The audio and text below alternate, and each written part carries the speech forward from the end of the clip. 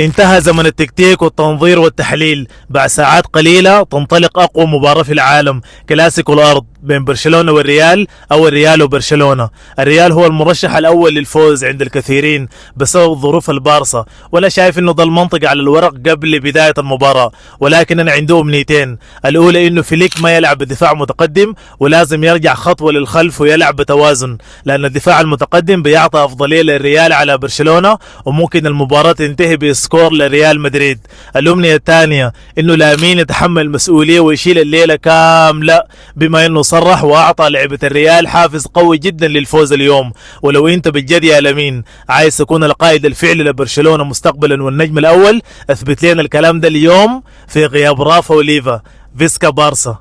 سيعاقبوك، سيعذبوك، سيبكوك. ستكون ليلة صعبة، ستكون ليلة بالتأكيد مثيرة للشفقة لأي خصم.